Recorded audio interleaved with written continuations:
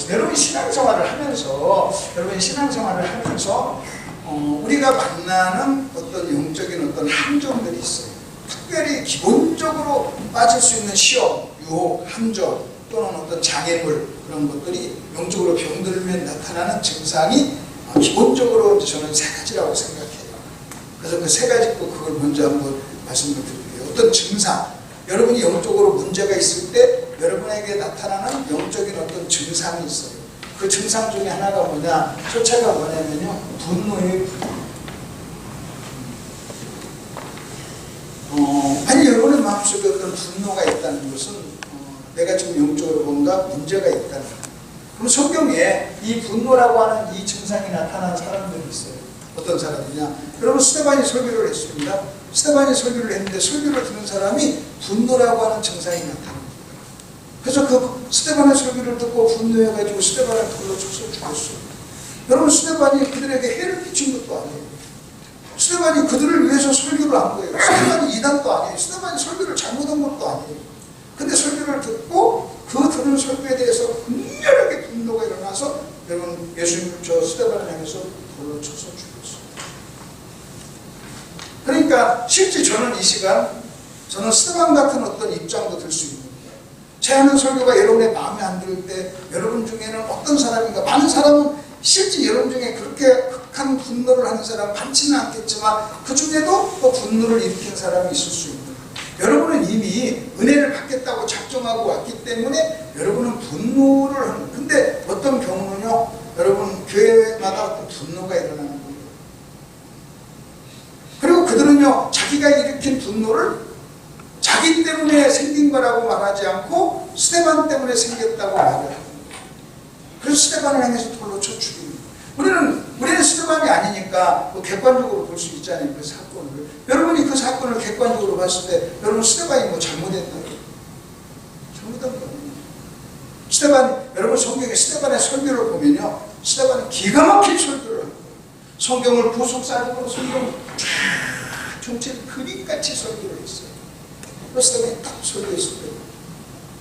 그래서 여러분이 나중에 신앙생활을 하면서 혹시 신앙생활을 하면서 이런 어떤 분노가 일어날 때 그때 여러분이 조심하세요. 죄짓지 말고 조심하세요. 만약 여러분이 이 분노를 잘 관리하지 못하잖아요? 그럼 여러분 어떤 사람이 되느냐? 살인자가 돼요. 사람을 돌로 쳐 죽이지 않는다 할지라도 살인자가 되고 칼로 찔러 죽이지 않는다 할지라도 살인자가 돼요. 그 예수님의 메시지를 듣고 분노한 사람들이 예수님을 십자가에 못 박아요. 예수님을 십자가에 못 박아요. 그러니까 분노, 이것은 저와 여러분이 신앙생활 하면서 만날 수 있는 영적인 장애물, 함정, 병들었을 때 생길 수 있는 문제다. 이해가 되셨죠? 근데 그러면 언제 분노가 일어나느냐? 아주 간단해요. 원리는 간단해요. 뭘 간단하냐? 하나님의 말씀이 나에게 전해질 때 여러분 마음속에 이 말씀과 전혀 다른 생각이 있으면 분노가 일어나요. 여러분 전혀 그 들려진 하나님의 말씀을 여러분이 받아들이지 않고, 들려진 하나님의 말씀을 동의하지 않고, 들려진 하나님의 말씀을 하나님의 말씀으로 인정하지 않고, 그 말씀을 사랑하지 않으면, 그 말씀을 귀히 여기지 않으면, 그 말씀에 대해서 여러분이 긍정적인 생각을 갖지 않고 내 생각이 옳아! 여러분 이렇게 생각하면 그 사람은 살인자가 됩니다. 그러니까 이스라엘 백성들이, 여러분 이스라엘 백성들 보세요. 이스라엘 백성들이 예수님이 예루살렘에 갔을 때 호산나 호산나 호산나 했어요. 근데 잠시 후에 예수님이요, 자기들이 원하는 대로 그렇게 하지 않으니까요, 예수 죽이세요, 죽이세요, 죽이세요. 차라리 강도를 살리고 예수를 죽이세요. 여러분 그 예수 죽이세요, 죽이세요 했던 사람들 중에는요, 여러분 예수님 때문에 병 나은 사람, 귀신 나간 사람, 여러분 예수님 때문에 뚝이라도 얻어먹은 사람이 다 있었던 거예요. 그런데 결정적인 순간에는요, 예수님한테 받은 떡, 예수님한테 받은 질병의 치유, 예수님한테 받은 은혜, 아무런 의미가 없어요. 아무런 의미가 없어요. 얼마든지 사람의 본성이 달라진 것이 아니기 때문에 지금도 그런 일이 일어날 수가 있다는 겁니다. 그래서 여러분의 속에 하나님의 말씀과 다른 생각을, 여러분 자기 생각을 강력하게 주장하고 내 생각이 옳아! 그렇게 주장하는 사람일수록 분노할 확률이 많아요. 내 생각이 옳아! 그것을 성경적인 용어로는 자기의라고 해요. 자기. 그러니까 그 부분, 일단 분노라는 단어 이해가 되셨죠? 화나셨어? 돌로 던지려고요? 제가 여기서 이제 왔다 갔다 하는 이유가 뭐냐면 가끔 여러분 중에 눈빛으로 돌을 던지는 사람이 있어. 제가 피하는 거예요. 원래 제가 볼트였잖아요. 그래서 박수. 분노하는 일이 없기를 바랍니다. 그리고 여러분이 분노할 때 이렇게 생각하세요. 내가 저 사람 때문에 분노한다 이 생각하지 마세요. 여러분이 남편한테 분노하고 아내한테 분노할 때 아내 때문에 남편 때문에 저 사람 때문에 분노한다 이렇게 생각하지 말고 그냥 간단하게 내가 성질이 더러워서 분노한다 이렇게 생각하시면 돼요. 아멘? 아멘. 그렇게 생각하시면 돼요. 그렇게 생각하는 사람은 괜찮아요. 근데 이렇게 분노하는 사람은 그냥 절대로 그렇게 생각을 안 해요. 여러분 그렇게 생각하면 분노할 이유도 없어요. 분노할 이유도 없어요. 그 다음에 또 하나 저와 여러분이 하나 아셔야 될 것은 저와 여러분이 본질적으로 착한 사람들 아니에요. 본질적으로. 왜? 우리는 다 죄성을 가져서 본질적으로 착한 사람은 없어요. 그냥 차라리 이렇게 생각하면 다 한 가닥 성깔들이 있다 이렇게 생각하는 건 훨씬 좋아요. 훨씬 좋아요. 그리고 이렇게 외모가 순하고 착한 사람처럼 보이는 사람이 더 위험해요.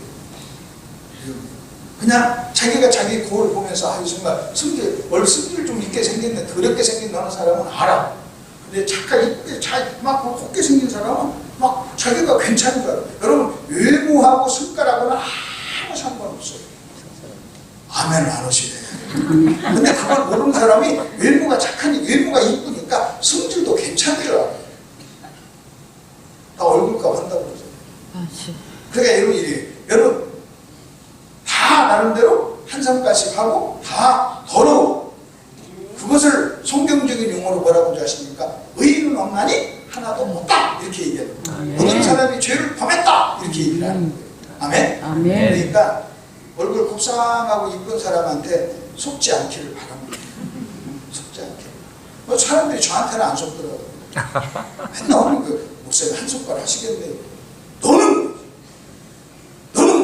내가 보니까 두 손가락에 생겼다. 자, 알겠다. 이해됐어요? 넘어가요. 자, 여러분 두 번째로 우리가 빠지는 또 하나의 함정이 있어요. 신앙생활 하면서 하나는 분노. 이 분노는요, 자기 생각하고 하나님의 생각이 극렬하게 대치가 될 때, 여러분 하나님의 생각과 전혀 다른 생각이 여러분 속에 굳어져 가지고 그것이 여러분에게 이론일 때, 교회 나온다고 해가지고 다 하나님의 생각을 사랑하는 게 아니에요. 지 나름대로 자기 생각 다 가지고 신앙생활하는 사람이 있는 거예요. 그래서 뭐라고 목사가 하나님 말씀 전하느냐, 목사님은 세상을 몰라서 그래요. 그럼 목사는 세상을 안 살고 무슨 천국서 삽니까?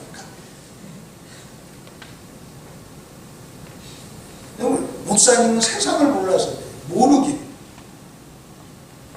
아는데 모른 척하는 거지. 목사는요, 이 성경을 전문적으로 공부했기 때문에 인간에 대해서 너무너무 잘 알아서 여러분 눈빛만 봐도 여러분 속편이 보여요. 너무너무 보여서 그래서 모른 척, 안 보이는 척, 안 보이는 척 하는 거예요. 막 보여가지고 미치겠어요. 목사 무서운 사람이에요. 목회를 평생 하잖아요. 그러면 은퇴하고 나서요, 돈 없어도 남산에 가만히 딱 깔아놓고 딱 오면요, 산대요. 딱 지금 이렇게 오면, 문제가 있구만. 그러면 남자 문제네. 남자 문제지. 너무 금방. 자식 때문에 고생이 많네. 뻔하죠, 인생이. 그냥 가만히 깔아놓고 그 정도로 사람을 그냥 다 성경을 정확하게 하나님을 알잖아요. 여러분 하나님을 정확하게 알면 사람을 알아요. 왜냐하면 사람이 하나님 닮았으니까. 하나님의 형상으로 사람을 만들었으니까. 저는요, 여러분이 성경을 아는데 하나님을 모른다? 성경 잘 모르는 거예요. 여러분 성경을 알고 하나님을 알면 누구를 알 수 있다? 사람을 알 수 있다. 그 세상 믿지 않는 사람은요, 하나님을 모르면 죽었다 깨라도 사람을 알 수가 없어요. 왜? 사람은 하나님을 닮은 존재로 만들었어요. 하나님을 알면 알수록 사람이 어떤가 정확하게 알게 돼요. 저는 미치겠어요. 사람을 보여가지고. 너무 잘 보여요. 너무 잘 보여요. 훤히 보여요. 무슨. 어떤 때는 여러분 여러분하고 얘기하다 내가 눈을 감으면 보이는 거 안 보려고 눈을 감는 거예요. 자, 이해가 됐어요? 자, 두 번째, 신앙생활 하다가 우리가 당하는 어려움이 뭐냐, 문제가 뭐냐 할 때 또 하나의 문제가 뭐냐면요, 낙심이에요. 낙심. 하나는 분노라면 하나는 낙심. 낙심. 분노는 자기 생각이 강력하게 있는 사람이라면, 여러분 낙심은 이 사람보다는 좀 착한 사람이에요. 근데도 여러분 낙심이 찾아와요. 낙심. 여러분이 신앙생활 하다 보면 반드시 1번이든 2번이든 이런 것들이 찾아와요. 이렇게 낙심이 찾아와서 영적으로 문제가 됐던 사람이 누구냐 할 때 엠마오로 가는 두 제자가 있어요. 엠마오로 가는 두 제자는요, 낙심한 제자의 모델이에요. 낙심해가지고 예루살렘에서 엠마오로 타고 걸어가는 거예요. 근데 예수님을 만났어요. 예수님이 그들에게 찾아갔어요. 찾아가지고 대화를 합니다. 대화를 하는데 그들이 자기도 모르는 사이에 자기 말로, 자기 입으로 자기가 낙심한 이유를 설명을 해요. 뭐라고 설명한 줄 아십니까? 예수라고 하는 사람이 십자가에 죽었어. 오늘이 그 못 박혀서 상처된 게 사고체야. 어떤 여자가 감옥에 무덤에 갔는데 살아났다고 와서 막 얘기더라고요. 여러분, 주님이 부활한 그날 예루살렘을 떠나 엠마오로 가고 있는 거예요. 낙심을 터벅터벅. 그래서 제가 낙심한 이유를 뭐라고 얘기한 줄 아십니까? 이렇게 얘기합니다. 우리는 이 사람이 예수가 이스라엘을 회복할 자라고 바랐노라. 이스라엘을 회복할 자라고 기대를 했다는 거예요. 바랐다는 거예요. 근데 자기가 바라는 대로 그렇게 해주지 않았다는 거예요. 그러니까 낙심이란 뭐냐? 여러분, 낙심은 뭔지 아십니까? 여러분이 원하고 바라는 대로 어떤 것에 대해서 여러분이 원하고 바라는 것이 있었는데, 어떤 일이 여러분이 원하는 대로 바라는 대로 안 돌아갈 때 여러분에게 찾아오는 게 낙심이에요. 여러분, 오늘 9시에 끝난다고 기대하고 왔는데 내가 12시까지 오면 여러분 낙심해요. 그래서 가면서 뭐라는데, 내일 아침 내가 새벽에 나오는가 봐라. 안 나온다. 그걸 뭐라고요? 낙심. 낙심. 여러분, 9시에 끝날 줄 알고 왔는데 여러분 12시까지 그 한 젓갈 한 사람은 분노해요. 에이씨, 저런 새끼가 있어. 1번. 내일 새벽에 나오는가 봐라. 안 나온다. 그래서 안 나오는 사람 몇 번? 2번. 돌다가 뭐예요? 자기가 원하는 대로 됐다는 게 안 됐다는 거예요. 아니, 여러분, 이렇게 내가 좋은 말을 하면요, 아멘 세게 할 줄 기대해요. 여러분이 안 해. 그럼 내가 1번이야. 그래 안 해. 1번. 그 다음에 내년에 오라고 원해봐. 그게 2번이에요. 맞아요, 안 맞아요? 아멘. 그러니까 엠마오로 가는 제자는요, 여러분 뭐 했느냐? 기대를 했는데 이 기대가 잘못된 기대예요. 여러분, 이 기대라고 하는 것은요, 굉장히 좋은 거예요. 여러분, 기대라고 하는 것은 여러분이 바라는 거예요. 믿음은, 성경은요, 믿음을 바라는 것들의 실상이라고 해요. 여러분이 바라는 것이 없으면 믿음이 없는 거예요. 여러분, 오늘 이 저녁 시간에 바쁜데 여러분 왜 오셨어요? 뭔가 바랐잖아요. 은혜 받을 것을 바라고 왔잖아요. 그게 여러분의 믿음이에요. 믿음이에요. 근데 여러분, 이 바람이 잘못될 수 있다는 거예요. 여러분, 이 제자들은 예수님이 이스라엘을 회복할 자라고 기대를 했어요. 잘못된 기대. 그리고 이스라엘을 회복할 거라고 생각하고 기대하면서 예수님을 오랫동안 따라다녔던 거예요. 근데 예수님이 자기의 기대대로 되지를 않는 거예요. 그러니까 낙심을 한 거예요. 그게 예수님이 찾아와서 어떻게 한 줄 아십니까? 엠마오 두 제자를 어떻게 이것을 해결해 줍니까? 그걸 책망해요. 너희는 성경에서 예수님이 이렇게 죽고 이렇게 고난받고 이렇게 해야 되는 걸 알지 못하느냐? 그래서 성경과 모세의 글과 모든 성경에 기록된 것을, 자기에 관한 것을 자세히 설명을 해줘요.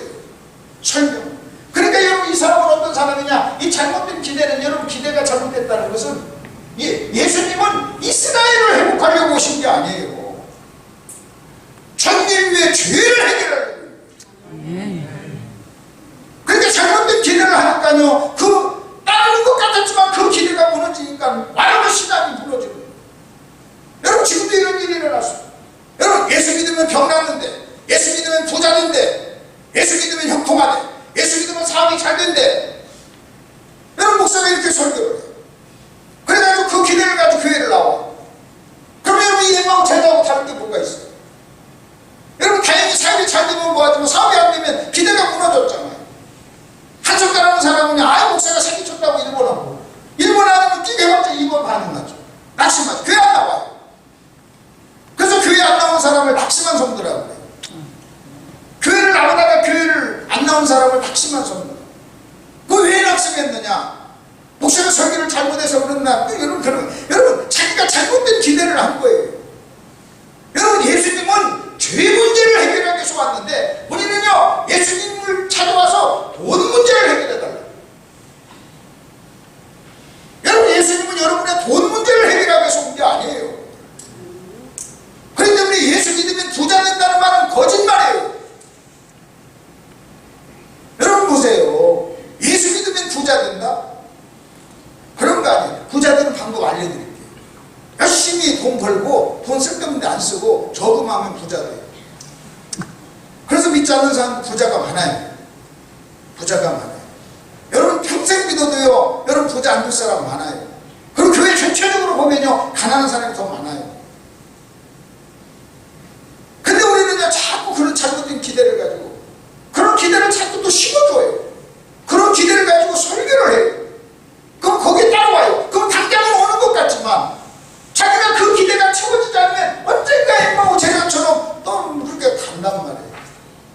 그래서 예수님이 낙심한 이 성도를 어떻게 했느냐? 성경을 가지고 조목조목 설명을 했어요. 가르쳤어요. 책망을 하고 가르쳤어요. 그렇게 믿는 거 아니야. 예수가 너 이스라엘을 회복하려고 온 거 아니잖아. 그들은 정치적 메시아를 원했다.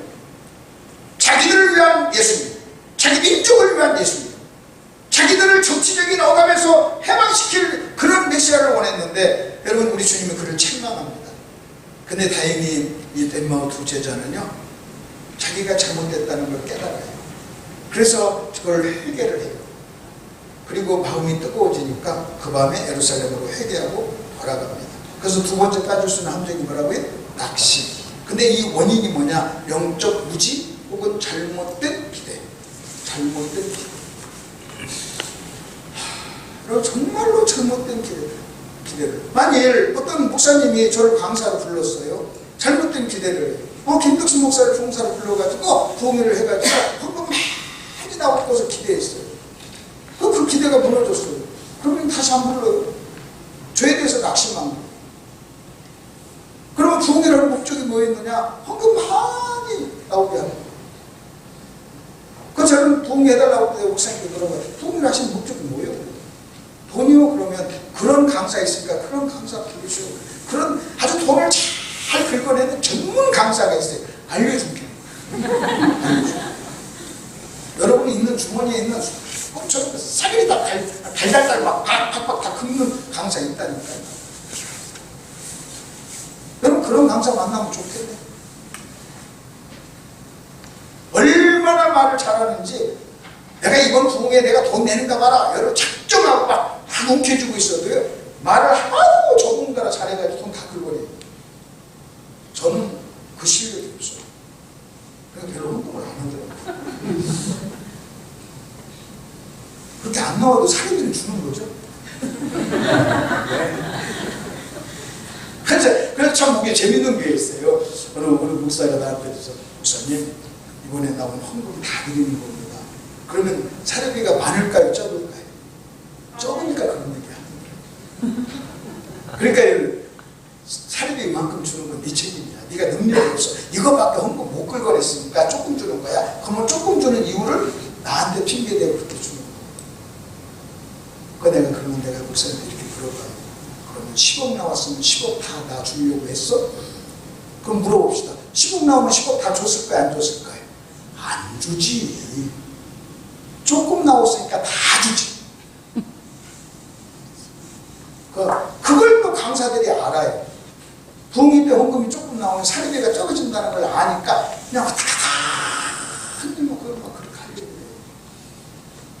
사례비는요, 여러분 사례비는 헌금이 얼마나 나오는 거에 상관없이 이미 예산에 딱 정해져 가지고 내가 인천에 있는 어떤 교회를 갔더니 참 희한한 교회더라고요. 그 교회 나는 내가 1000번이 넘는 부흥회를 했는데 그런 교회는 처음 봤어요. 전날 식사 딱 했는데 식사 딱 하고 첫 목사님과 식사했는데 헌금을 하나 줘요. 그래서 뭐예요? 그랬더니 저희 교회는 사례비를 미리 드립니다. 사례비를 미리 드립니다.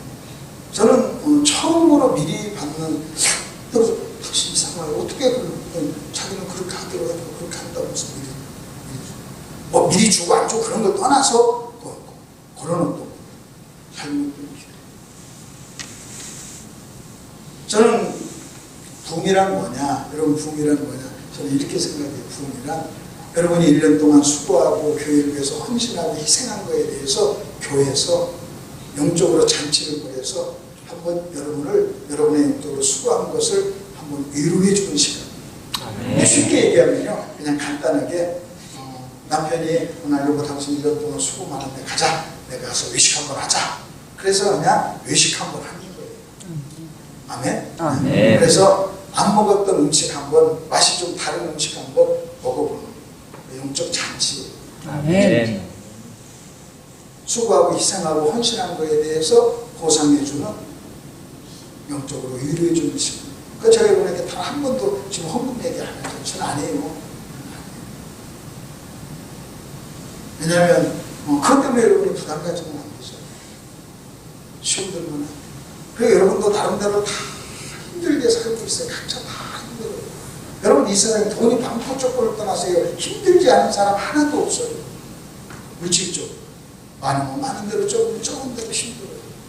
그리고 딱 고정적인 월급을 받는 사람 쳐놓고 힘들지 않은 사람은 없어요. 왜냐면 그 고정적인 월급에 맞춰서 사니까. 그렇기 때문에 어떤 부분에, 물론 어떤 필요에 의해서 여러분이 한번 억사하고 한번 예배당을 짓는다, 땅을 산다 한번 해야 될 때가 있어요. 여러분 정말 그럴 때가 있으면요, 외부 강사 불러서 하면 안 되고요, 그냥 담임 목사가 정직하고 땅 사니까 건물 짓니까 우리 한번 힘써서 헌금 한번 합시다. 담임 목사가 얘기하는 게 최고로 좋은 거예요. 왜 그걸 다른 외부 강사 불러서 합니까? 그러니까 여러분 교회를 와 다닌 사람은요, 그렇게 한 강사들의 어떤 술수에 다 뻔히 알아가지고 뻔히 다 알아요. 그래서 제가 이렇게 하면요, 왜 저 양반이 헌금 얘기 안 할까 막 궁금해 죽겠는 거. 그 내가 얘기해줘요.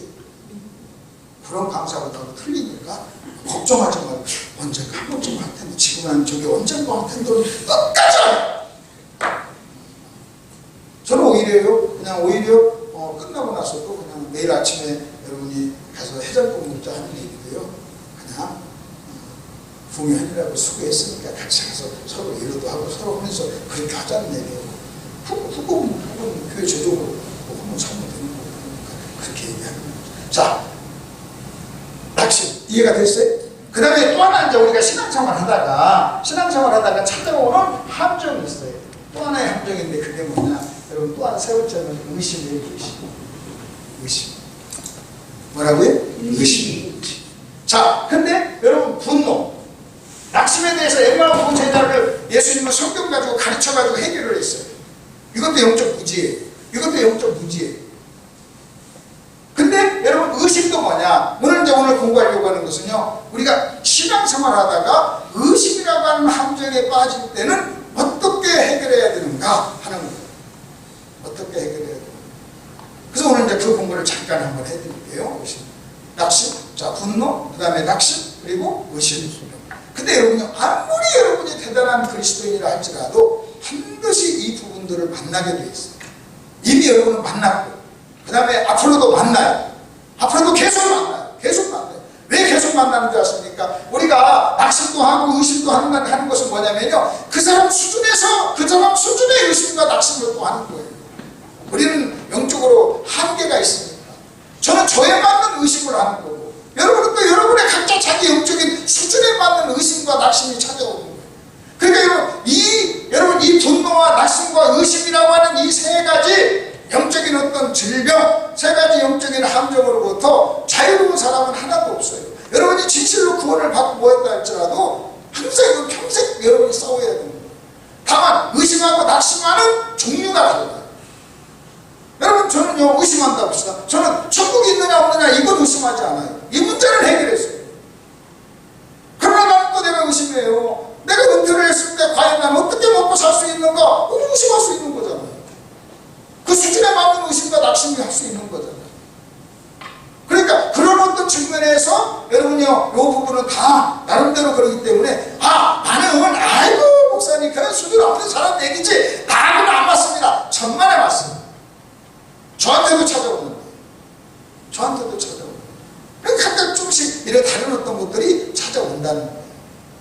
때문에 그런 어떤 부분에서 이제 어떻게 우리가 해결할 것인가. 자, 오늘 여러분 본문 말씀 거기 보세요. 여러분 거기 7과를 펴시고 한번 보십시오. 여기 요한입니다. 세례 요한, 침례 요한. 요한이 어느 날 감옥에 들어가는데, 여러분 이 요한이라는 사람이 어떤 사람이냐? 여러분 요한이라는 사람은 대단한 사람이에요. 예수님을 딱 만나자 뭐라고 하십니까? 보라, 세상 죄를 지고 하는 하나님의 어린 양이로다 하고 탁 알아본 사람이에요. 자기 땅에 오면 자기 백성이 예수를 영접하지 않았어요. 아무도 예수를 몰라봤어요. 아무도 예수를 몰라볼 때요, 여러분 이 요한만은요, 예수를 딱 본 순간 저분이 메시아다 하고 정확하게 알았던 거예요. 예수님보다 6개월 먼저 태어난 사람이에요. 근데 외모로 봤을 때는요, 여러분 요한이 예수님보다 훨씬 더 카리스마가 있었어요. 그래서 사람들이 전부 요한에게 와가지고요, 요한에게 와가지고 물어요. 당신이 메시아예요? 하고 물어요. 당신이 우리가 수천년 동안 유대인들이 기다렸던 하나님이 약속한 메시아냐고 물어요. 여러분 그렇게 묻는 이유가 뭔지 아십니까? 그들 눈에 메시아처럼 보였다는 거예요. 여러분 누구도 예수님 앞에 와서 당신이 메시아냐? 이렇게 묻는 사람은 없었어요. 왜? 예수는요 내세울 것이 없었어요. 오히려 예수님이 스스로가 내가 메시아야, 내가 하나님의 아들이야 하고 말을 했는데도요 믿지 않고 의심했어요. 근데 요한은 자기가 메시아라는 말을 한마디도 안 했는데, 그 당시 유대인들의 입장에서 볼 때는요, 이 요한이 원체 카리스마가 있고 원체 능력이 있으니까요, 여러분 요한에게 사람을 보내서 당신이 메시아냐고 물어요. 근데 요한이 뭐라고 그러지 아십니까? 나 아니다고. 정확하고. 여러분 만약 그때 요한이 그래 내가 메시아야 하고 사기쳤으면요, 이단 하나 나왔어요. 그 사람이 따랐어요. 왜? 요한이 아니라고 하는데도 자꾸 사람들이 요한에게 와서 물었던 거예요. 당신이 메시아예요. 그러니까 여러분 요한이 뭐라고 하면 아니다 그래요. 그래서 그러면 당신 누구예요? 당신한테 가서 당신이 누구냐고 메시아냐고 물어본 나한테 심부름시킨 사람인데 내가 그들에게 가서 이야기를 해야 됩니다. 누구예요? 근데 요한이 뭐라고 하세요? 나는 메시아가 아니요, 나는 소리요. 메시아 앞에 오는 소리, 메시아 앞에 나타난 소리요. 소리는 뭔지 아십니까? 이겁니다. 저분이 메시아이다 하고 메시아를 딱 가르치고 소리는 사라져요. 자기는요 자기 사명이 뭔가를 알았어요. 나는 누구냐? 내 정체는 뭐냐? 나는 왜 왔느냐? 이것을 너는 누구냐 하고 물었던 거예요. 당신은 누구요? 여러분 누군가가 여러분에게 당신은 누구요? 하고 묻는다면 여러분 대답하셔야 돼요. 여러분이 만약 그 대답을 못하면 안 돼요. 그 대답을 한다는 것은요 자기의 사명을 아는 거예요. 내가 왜 이 땅에 태어났는가? 하나님 나를 왜 이 땅에 보냈는가? 내가 이 땅에서 존재하는 이유가 무엇인가? 나는 누군가? 여러분 세상의 철학자들은요 평생 동안 나는 누구냐? 이것 가지고 실험을 했어요. 그리고 나서 결론이 뭔지 아십니까? 나는 누구냐? 결론은 모르겠다. 모를 수밖에 없어요. 왜냐하면 나를 만드신 하나님, 나를 이 땅에 보내신 하나님을 인정하지 않고는요 죽었다면도 내가 누군가를 알 수가 없는 거예요. 여러분이 누군가를 알려면 하나님한테 가셔야 돼요. 아멘. 하나님한테 가서 하나님 나를 왜 만들었어요? 이렇게 질문해야 돼요. 아멘. 그리고 또 하나는요 왜 나를 이 땅에 보냈어요? 이걸 물어야 돼요. 아멘. 나를 왜 만들었어요? 나를 왜 이 땅에 보냈습니까? 이걸 질문하고 이 질문의 답을 하나님으로부터 들어야 여러분은요 여러분이 누구인가를 알 수가 있는 거예요. 그건 정체성이라고 해요. 아멘. 정체성이라고. 근데 요한은 그걸 정확하게 알았어. 나는 누구냐? 메시아가 아니다. 메시아가 아니다. 그러니까 또 질문해. 그러면 너는 누구냐는 거예요. 메시아가 아니야? 그건 부정적인 대답이야. 그러면 긍정적으로 얘기해봐라. 너는 누구냐? 그러니까 요한이는 소리다. 나는 메시아가 아니야. 나는 소리야. 그러니까요 요한은요 자기 정체성을 정확하게 알았던 사람. 그래서 요한이 뭐라고 하지 아십니까? 나는 망하고 예수는 흥해야 된다. 예수는 점점 흥하고 나는 점점 뭐 해야 된다? 망해야 된다. 여러분 예수님은요 요한을 향해서 여자가 남자 중에 가장 큰 자라고 그랬어요. 근데 그는 뭐라고 얘기했냐면요 나는 망해야 돼. 주님은 흥해야 돼. 제가요 35년 동안 목사님 사역을 하면서 나는 망해야 된다라고 생각하는 목사를요 단 한 명 만나본 적이 없어요. 합작같이 부흥하고 성공하겠다는 사람은 아니었어요. 여러분 잘 들으세요. 그리고 좀 자기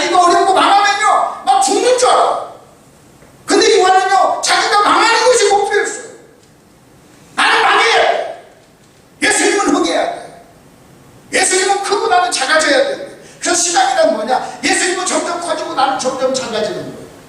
아멘 좀 해봐요. 네. 여러분, 그러면 여러분 내가 한번 생각해 본 거예요. 망하겠다는 사람이 없고 전부 예수를 이용해서 성공하겠다는 사람만 있어요. 그러니까요, 예수를 이용해서 성공하겠다는 사람만 있으면요, 여러분 그 사람은 그냥 작은 사람이에요. 진짜 큰 사람 어떤 사람이 망해야 돼요. 나 그래 내 아내가 나 그래 그래요. 왜 당신 세미나는 다른 사람처럼 수천 명 안 나오고 막 안 모이냐고. 그래서 여보 망해야지. 망하는 게 없어. 망해야지. 그 말을 아직도 이해를 못하는 거예요.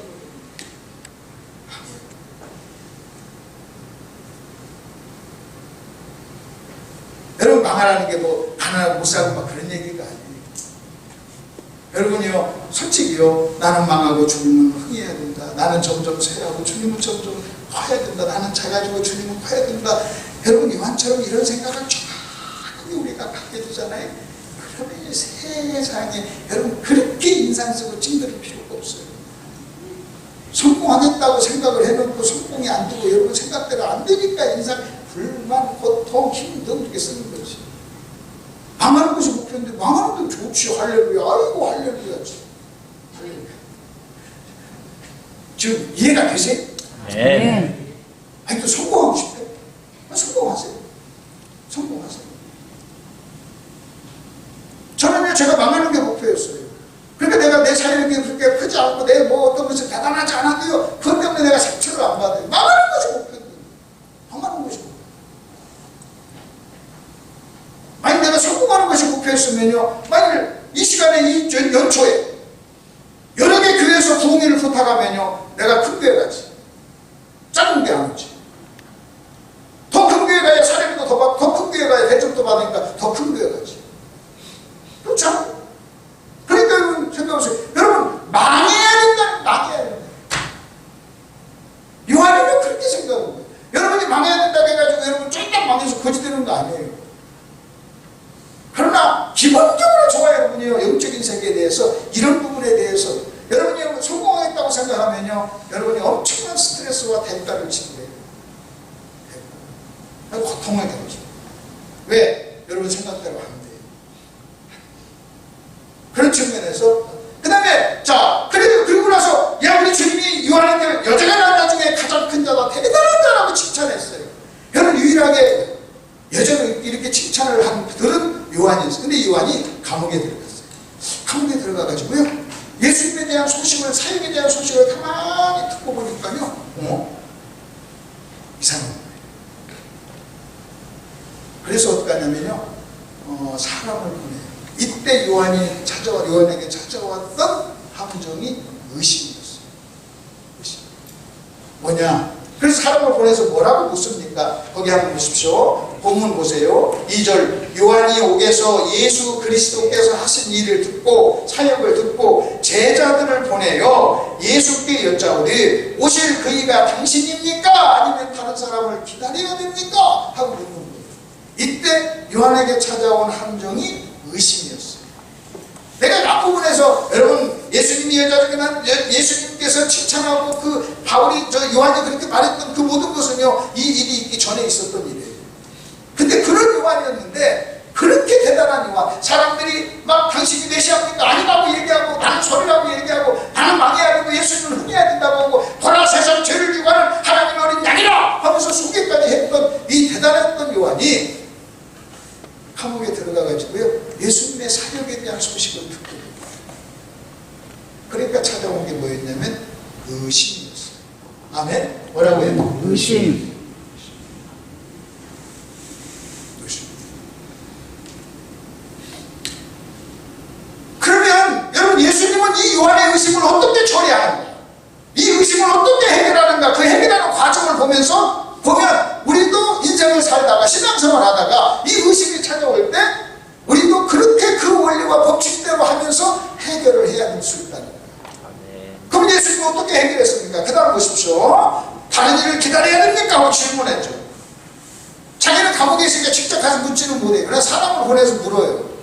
이 질문에 대한 예수님의 대답 속에 우리는 예수님은 요한의 의심을 어떻게 다루었는가 이걸 알 수가 있어요. 예수님은 엠마오로 가는 두 제자의 낙심에 대해서 어떻게 다뤘는가? 그게 누가복음 24장이에요. 여러분, 예수님은 의심한, 감옥에서 의심한 요한을 어떻게 다뤘는가? 여러분, 이것을 보는 게 지금 오늘 본문이에요. 오늘 본문. 그럼 어떻게 예수님이 대답을 합니까? 예수님의 대답이 기가 막힙니다. 거기 한번 보십시오. 예수님의 대답 보세요. 예수께서 대답하여 이르시되 너희가 가서 듣고 보는 것을 요한에게 알리되 맹인이 보며 못 걷는 사람이 걸으면 나병 환자가 깨끗함을 받으며 못 듣는 자가 들으며 죽은 자가 살아나며 가난한 자에게 복음이 전파된다 하라. 이 말을 하라니까. 이게 해결책이었어요. 당신이 메시아입니까? 다른 일을 기다려야 됩니까? 할 때 여기에 대한 해결책이었어요. 여러분, 이 제자들이 이 말을 가져 감옥에 있는 요한에게 전했겠죠. 이 말을 들은 요한은요, 자기 모든 의심이 해결된 거예요. 그럼 도대체 어떻게 해서 이 말 속에 요한의 의심을 해결하는 더 정답이 있냐는 거예요. 이게 뭐냐? 이사야서에 대한 인용이에요. 이사야서에 예언된 것이 지금 성취되고 있고 이사야서에 있는 말씀이 성취되고 있음을 보여주는 거예요. 그러니까 요한은 이사야에 있는 말씀을 알아요. 요한이 이렇게 지금 예수님이 이렇게 얘기하는 거예요. 너 가서 이렇게 말하면 알아들을 거야. 이렇게 가서 말을 해. 그러니까 가서 그렇게 말을 했을 때 요한이 그러면 메시아지.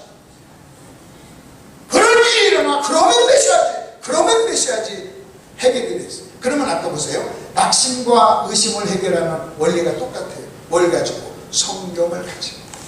뭐 해요? 가르쳐. 성경을 가지고 가르쳐. 그러니까 여러분 잘 보세요. 그렇다면 성경을 가지고 가르쳐줬다는 거, 성경이 해결책이었다는 얘기는 뭘 의미하느냐? 여러분, 낙심이나 의심이나 다 말씀에 대한 무지가 문제입니다. 끄덕끄덕 하셔야 돼요. 말씀에 대한 뭐가? 무지. 여러분, 낙심도 의심도 여러분 말씀에 대해서 무지했을 때, 말씀을 잘못 해석했을 때, 말씀을 오해했을 때 일어나는 일이다.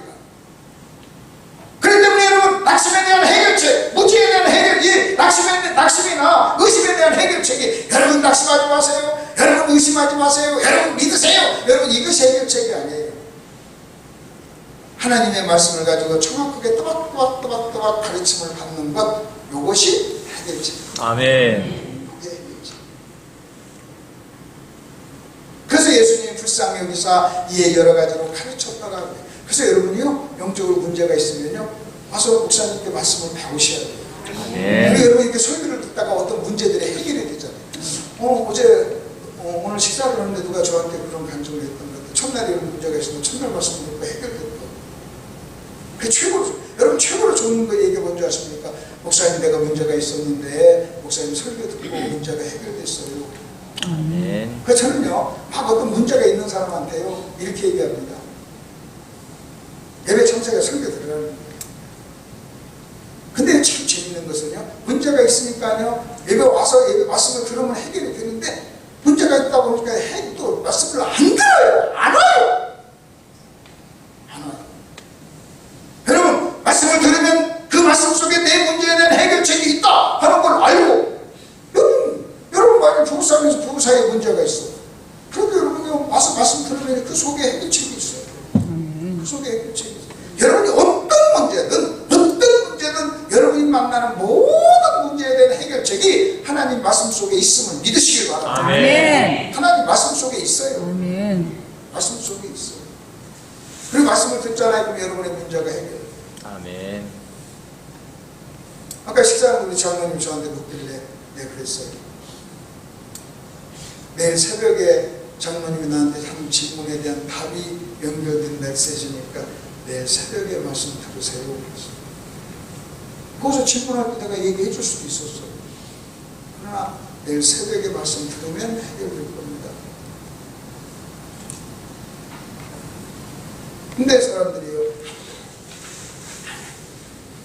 그러니까 해결이 안 돼요.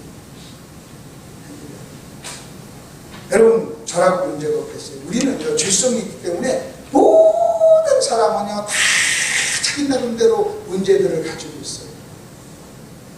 겉으로는요, 안 그런 척하지만요, 다 문제들을 가지고, 교회도 문제가 있고, 여러분, 한 사람 한 사람 개인의 신념도 다 문제가 있어요. 그러니까 여러분요, 계속해서 하나님 말씀 앞에 겸손하게 와서 가르침을 받고 받아야 여러분의 문제가 해결될 줄로 믿습니다. 아멘. 여러분, 돈 있다고 문제가 아니라고요. 여러분, 돈이 있잖아요. 그러면요, 돈으로 해결되는 문제는 일어나지 않지만 여러분 인생의 문제가 꼭 돈과 연관된 문제만 있습니까? 여러분이 부자예요. 그래서 여러분 자동차 사는 문제는 안 돼요. 그냥 사면 되니까 돈이 있습니다. 근데 여러분요, 남편이 바람났어요. 그건 돈 가지고 해결 안 되잖아요. 여러분 잘 들으세요. 문제는 여러분 이런 겁니다. 문제는요, 우리는 그래, 그냥 그림 무시해. 돈만 있으면 해결된다. 여러분 돈이 있으면 돈이 해결되는 문제는 해결돼요. 근데 또 재밌는 것은요, 돈이 있으면 돈이 있기 때문에 생기는 문제가 또 생겨요. 여기 부부 사이가 안 좋아. 문제가 있어요. 그래서 여러분 그 문제에 대한 해결책으로 우리는 이혼을 선택해요. 이혼을 선택하면 어떤 문제는 해결돼요. 근데 재밌는 것은 이혼을 하게 되면요, 또 다른 문제가 생겨요. 이혼했기 때문에 생기는 또 다른 문제가 생기는 거예요. 근데 우리는요, 우선 지금 당장 여러분 그 문제가 커 보이니까 그냥 이혼이라는 걸로 해결하려고 하지만 막상 이혼하게 되면요, 전혀 생각하지 않았던 또 다른 문제가 있으니까 그 문제 때문에 또 어려움을 당하는 거예요. 이런 것을 좀 잘 여러분이 생각을 하시면서, 이게 참 여러분 굉장히 중요한 얘기예요. 어떤 사람은 그래요. 여기 교회에서 문제가 있어요. 이 교회 떠나면 되죠. 교회로 옮겨. 그럼 교회로 옮기면요, 이 교회에서 당했던 문제는 해결되는데 그쪽 가면 또 다른 문제가 있는 거예요. 또 다른 문제가 있는 거예요. 내가 이 사람 만나서 문제가 있어도 사람을 갖고 그러면 또 다른 문제가 있는 거예요. 왜냐면요, 사람 때문에 교회 때문에 문제가 생긴 게 아니라 문제의 본질이 나 때문에 생긴 거기 때문에, 내 안에 원인이 있기 때문에 나라고 하는 사람 자체가 달라지지 않으면요, 저것밖에 나도 문제가 해결해야 돼요. 그래서 아주 유명한 말이 있어요. 주소를 바꾸지 말고 너를 바꿔라. 써놔보세요. 써놔보세요. 뭘 바꾸지 말고? 주소를 바꾸지 말고. 시작. 주소를 바꾸지 말고. 다시요. 시작. 주소를 바꾸지 말고 너를 바꿔라. 너를 바꿔라. 이것도 교회를 바꿀 생각하지 말고 내 승질머리, 내 생각을 바꿔야 돼요. 내가 생각 안 바꾸고 교회 바꾸면 아무 소용없어요. 아무 소용없어요. 여러분, 남자를 바꿔? 너 다른 남자를 얻어? 그 남자는 문제 없어?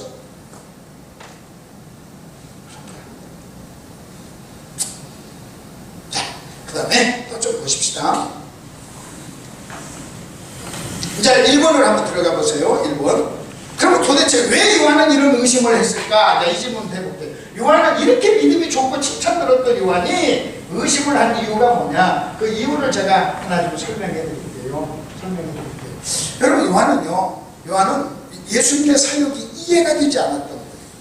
여러분, 예수님의 사역이 뭐가 안 됐다? 이해가 안 됐어요. 그래서 예수님이 그렇게 일하신다는 것을 듣고 사람을 보냈다. 그러니까 예수님의 사역이 이해가 안 되는 거예요. 이해가. 그럼 왜 예수님의 사역이 이해가 안 됐을까?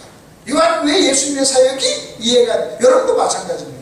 우리는 보통 싸우고 갈등할 때 모든 갈등에 여러분 있는 공통점이 뭔지 아십니까? 나는 당신이 그렇게 하는 것, 당신을 내가 이해할 수 없어.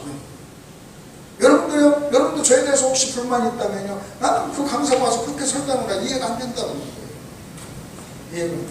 근데 일단 이해가 안 된다는 거에 대해서 내가 한 가지 한번 해볼게요. 저도 제 아내가 저한테 이해가 안 된다고 얘기하겠죠. 그럼 제가 이제 제 아내한테 하는 말이 있어요.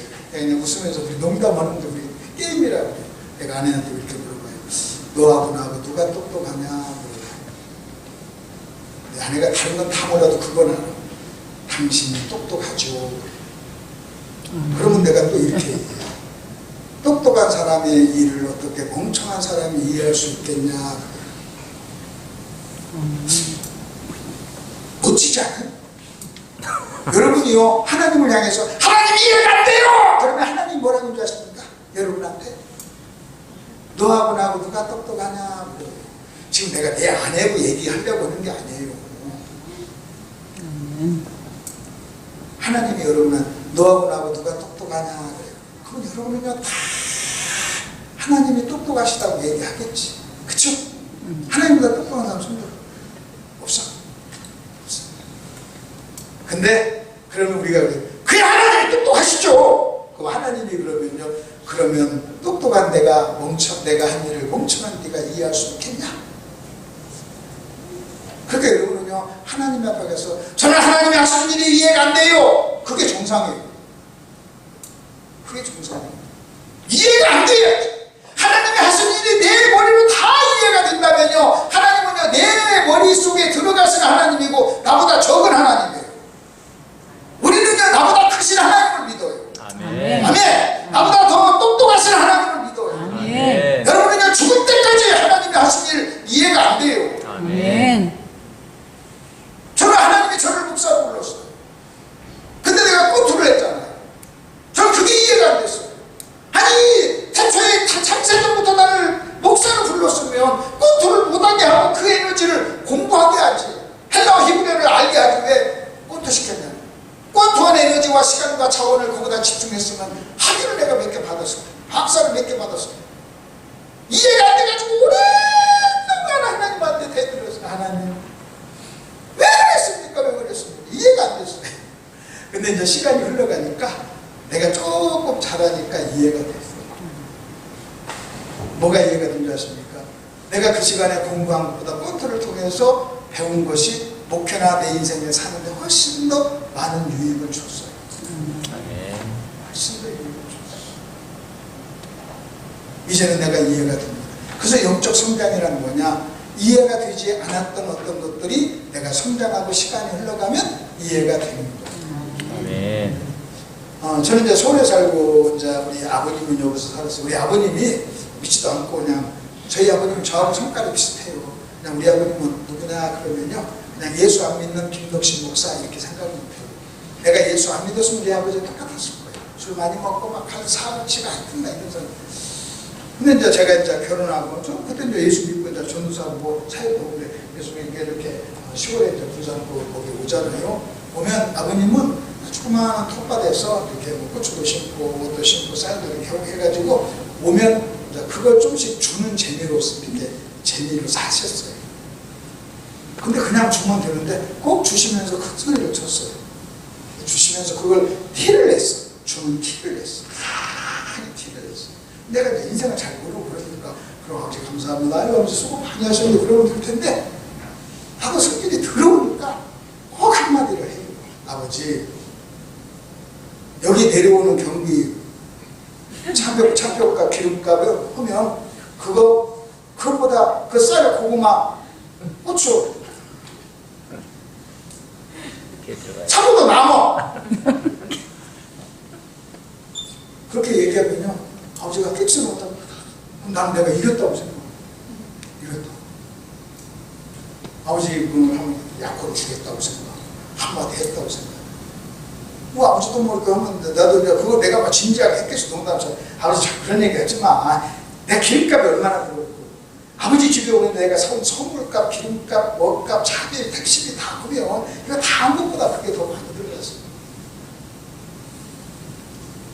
내가 나중에 아버지가 돼가지고요 생각해보니까 악한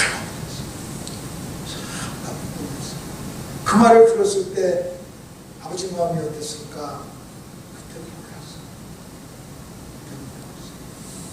내가 나중에 이제는 아들을 낳아서 아들을 키워보고 장가도 보내고 금들이고 살고 나니까요. 내가 또 나중에 우리 아들한테서 내가 옛날에 할아버지한테 내가 그렇게 했다. 너무나 나는 그때 내가 그렇게 악한 아들인 줄 몰랐어. 내가 목사니까 내가 그래도 그래도 난 착한 아들이라고 생각했는데 내 말 한마디 때문에 그때 아버지가 얼마나 마음이 아팠을까. 내가 그 생각을 하면 내가 이제 용서를 빌려도 아버님은 이제 주님 앞에 갔는데 용서를 못 빌려. 어떤 때 내가 네 눈빛에서 네 말속에서 옛날에 나의 모습을 내가 본다 하면서 내가 이야기를 좀 해줬어요. 여러분 이해가 되잖아요. 그게 무슨 말인가 이해가 되잖아요. 너무 가슴이 아파요. 아버님은 그 맛에 살았는데 그 큰 소리 치는 한 번 큰 소리 치는 그 맛으로 사셨는데 그걸 이해를 못하고 내가 모르니까. 여러분도 그럴 거예요. 제가 여기서 막 설교하면서 여러분이 아멘하는 걸 한번 얻어먹으려고 이렇게 열심히 하는데 그걸 모르니까 끝까지 아멘 안 하고 그렇게 사정해도 안 하시고 째리시는 여러분을 보면서 옛날에 내가 우리 아버지한테 했던 거다가 똑같은 눈빛으로 나를 보시는 모습. 농담이에요. 내가요 그 생각하면요 너무나 가슴이 아프고 눈물이 나요. 근데 나는 그래도 뭐 신학을 공부하고 뭐 성경도 안다고 하고 뭐 사역자라고 여기저기 뭐 강사로 다닌다고 폼잡고 다녔지만요 세상에 얼마나 착각성도 없는 거였어요. 얼마나 착각성 모르는 거. 우리 아들 내 끌어안고 내가 얘기해 줬어요. 아들 울더라고요. 걔는 나보다 훨씬 더 철이 빨리 듭니다. 너 겨우 아버지한테 와가지고 어머니한테 와서 21달이 주면서 네 할 일 다 했다고 당당하게 눈에 힘주고 쳐다보지 말아라 그랬어요. 엄마 아빠 바업을 해야 되라 그랬어요. 엄마 아빠 바업을 해야 돼. 아빠는 내가 철이 없어서 무식해서 내가 잘 몰랐는데 나중에 살고 나서 보니 이게 가장 후회가 되더라 그런 얘기를 한 거예요. 자, 다시 여러분 한번 보십시다. 요한은요 감옥에서 예수님의 소식을 듣고 의심이 생겼어요. 왜 의심이 생긴 줄 아십니까? 의심이 생긴 이유가 있어요. 요한은요 기본적으로 이렇게 생각했어요. 예수님은 자기보다 더 세다고 생각했어요. 그래서 그는 그렇게 고백합니다. 나는 그 사람이 예수님의 신들매 매기도 힘들다. 나는 물러주지만 그분은 와서 불러줄 거다. 그분은 나보다 훨씬 더 능력이 세신 분이야. 이렇게 선언하고 선포했어요. 그래서 무슨 생각했냐면요 자기가 오면 예수님이 자기 뒤에 오면 예수님은요 자기보다 10배 100배의 능력으로 사역을 할 거라고 생각했어요. 근데 예수님의 사역에 대한 소식을 듣고 보니까요 예수님이 하는 일이 뭐냐면 맨날 세일이나 찾아다니고 창기나 만나고 뭐 죽은 사람 만나고 뭐 하고 뭐 환자들 만나서 뭐 해주고 뭐 밥 해주고 뭐 이런 거만 하는 거예요. 그러니까 여러분 요한의 입장에서는요 이해가 안 되는 거예요. 아니 나보다 세신 분이에요. 와가지고 확 그냥 질러버리고 확 그냥 막 작살내고 박살을 내버려야 되는데 박살을 내지 않고 그냥 세리나 그 다음에 그 바리새인한테 막 공격이나 당하고 뭐 핍박이나 당하고. 그러니까 여러분 보세요. 쉽게 얘기하면요 요한이 생각했던 메시아와 실제 예수님이 옷 땅에 와서 하시는 그 일이 매칭이 안 되는 거예요. 이해가 안 되는 거예요. 그거 왜 이해가 안 되느냐? 안 되는 이유가 있어요. 그 말씀을 보세요. 그 다음 말씀을 보세요. 자, 마태복음 3장 10절. 이리 도끼가 나무 뿌리에 놓였으니 좋은 열매를 맺지 아니하는 나무마다 찍혀 불에 던지다. 이것은 요한의 메시지였어요. 이건 요한의 사명이에요. 근데 요한의 메시지, 요한의 사명은 요한은 어떤 사명과 어떤 사명을 받았느냐? 여러분 심판의 메시지를 줘요. 도끼가 이미 놓였어. 너희들 안 고치고 회개하지 않으면 찍어버릴 거야. 이 메시지를 하고. 그게 요한의 사명이었어요. 근데 예수님은 뭐라고 하는지 아십니까? 예수님 보세요. 하나님이 그 아들을 세상에 보내신 것은 세상을 심판으로 하심이 아니요 그로 말미암아 세상을 구원하려 합니다. 그래서 예수님은요 구원의 메시지를 전했어요. 여러분 사명 자체가 달랐고 메시지 자체가 달랐어요. 요한은 심판의 메시지, 심판의 사명, 그래서 심판, 박살, 심판, 막 회개하라, 회개하지 않으면 너희들 죽는다 하면서 이런 메시지를 전했는데 예수님은 구원의 메시지를 전했어요. 그러니까요 자기 사명을 가지고 예수님을 이해하려고 하니 이해가 안 됐던 거예요. 요한이나 예수님이나 받은 사명이 달랐고 사역이 달랐어요. 이게 요한이 이해를 못한 거예요. 지금도 마찬가지예요. 여러분 고린도 교회는요 바울파, 아볼파, 케바파가 생겼어요. 왜 그런 줄 아십니까? 바울이 그들에게 편지하면서 이래요. 나는 심었고 아볼로는 물을 주었다. 다시 말하면 나와 아볼로는 받은 사명이 달라. 사역이 달라. 사역의 성격이 달라. 근데 너희는 왜 우리를 비교하니? 왜 우리를 경쟁시켜? 여러분 잘 보세요. 제가 받은 저도 목사하고 목사님도 목사예요. 여러분 바울도 목사고 아볼로도 목사고 베드로도 목사고 설교자예요. 똑같은 설교자인데 설교의 성격이 달라요. 받은 사명에 따라 은사 따라. 그러니까 어떤 사람은요 바울의 설교의 은혜를 받았어요. 어떤 사람은 아볼로의 설교의 은혜를 받았어요. 어떤 사람은 게바의 설교의 은혜를 받았어요. 그래서 파가 생겨요. 그러니까 바울이 뭐라고 하는지 아십니까? 우리는 경쟁자가 아니야. 우리는 동역자야. 받은 사명이 달라. 나는 물을 주고 아볼로는 물을 주고 나는 심어. 사명이 달라. 우리 비교하지 마. 여러분 목사님과 저를 비교하면 안 돼. 사명이 달라요. 은사가 달라요. 은사가 다르고 사명이 달라요. 여러분도 자꾸 저한테 얘기하고 싶죠. 우리 목사님이 너보다 설교 잘한다 막 이 말 하고 싶죠. 알아. 설교 잘하셔. 근데 사명이 달라. 메시지에 똑같은 메시지라도 성격이 달라. 아멘. 아멘. 아멘. 나 같은 사람을 여러분 담임 목사로 섬기면 힘들어. 그래서 저는요, 담임 목사보다, 그래서 부흥회를 다니는 은사고. 근데 부흥회 와가지고 살살 오면요, 여러분이 은혜 안 받아. 못 받아. 그래서 세게 오는 거예요. 세게 오는 거예요. 저 우리 교회 가면 이렇게 세게 안 해요. 뭐 길게도 안 하고. 평생 올 건데 무슨 2시간씩 설교해요. 30분만 하고. 여기는 남의 교회. 그리고 저는 부흥회로 왔잖아요. 몇 번만 하고 가는 거잖아요. 그리고 가는 짧은 시간에 뭔가를 해내야 되잖아요. 은사가 다르고서 저는요 처음에 이걸 이해 못했어요. 근데 사명과 은사가 다릅니다. 여러분 요한의 사명, 예수님의 사명이 달랐어요. 근데 요한은 자기 사명으로 예수님을 부른 거예요. 그러니까 예수님의 사역이 이해가 됐어요, 안 됐어요? 됐어요. 그래서 뭐가 생겼어요? 의심. 그때 예수님이요 말씀을 가지고 해결을 해줘요. 자, 여기까지 이해가 됐죠? 네. 넘어가십시다. 그래서 여러분은요 어떤 사람이든지 그 사람이 하는 행동이 이해가 안 돼! 여러분 이렇게 말하지 말고 그게 그 사람이 받은 은사야 사명이야 이렇게 생각하십니다. 여러분 어떤 사람은요 어린이 사역을 해요. 그 사람은 은사예요. 어떤 사람은 노예를 잘 돌면 여러분 그게 또 그 사람의 사명이고 은사예요. 교회는요 각자 그런 사명 가진 사람이 있어야 돼요. 하나님 나한테 어린이 사역에 대한 사명을 줬는데 다른 사람이 어린이 사역을 안 한다고 관심이 없다고 모르면 이래요. 저 사람은 영혼을 사랑하지 않고 하나님을 사랑하지 않아서 그래. 그렇지 않아요. 그냥 사명이 달라서 그래요. 저는요 평생 목사님에 대한 사명이 있어요.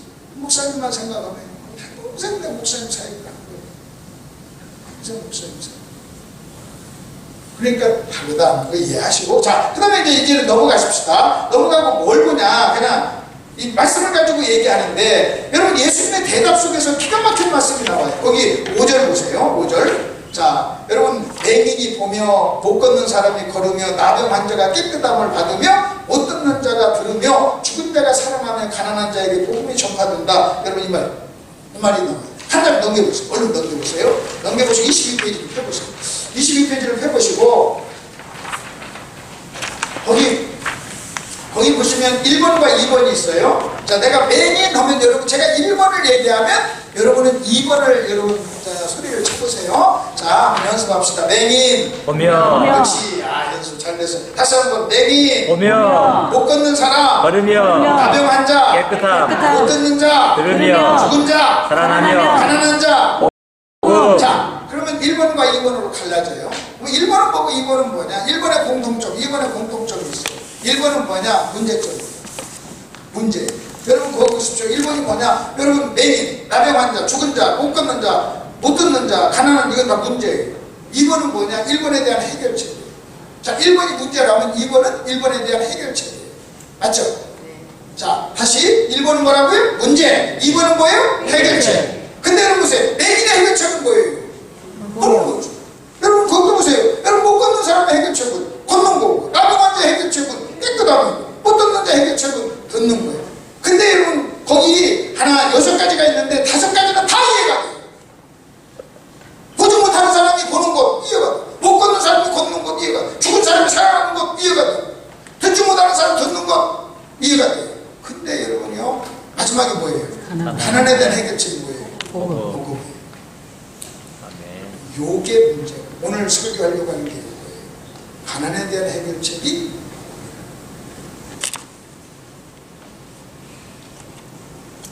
여러분 잘 보세요.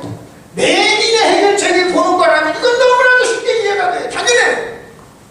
근데 여러분 가난에 대한 해결책이 복음이다. 이것은 이해가 안 돼요.